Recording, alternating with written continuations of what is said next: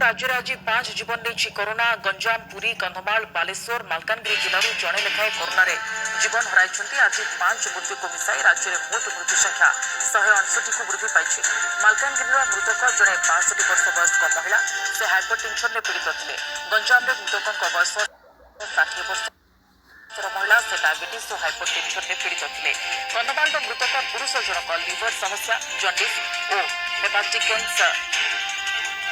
पालोपाथी पीड़ित थे। बयस 50 वर्ष। बालेश्वर जिलार मृतक जनक जड़े पुरुष, बयस 46 वर्ष, से डायबिटीज और हाइपरटेंशन में पीड़ित थे। पुरीर मृतक जनक होती जड़े महिला और बयस हो 55।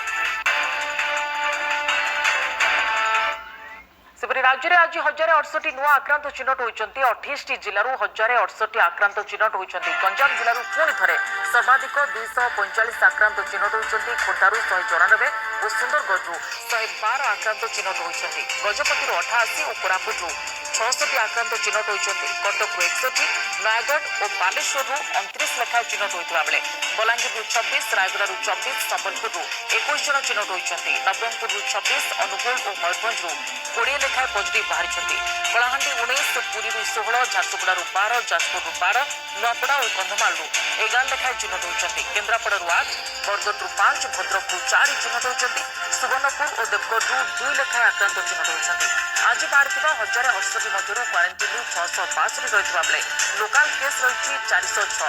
राज्य में पॉजिटिव संख्या 29,175 को वृद्धि पाई। कोरोना सुस्थ होती 18,060 जन। एक्टिव केस 10,920 रही।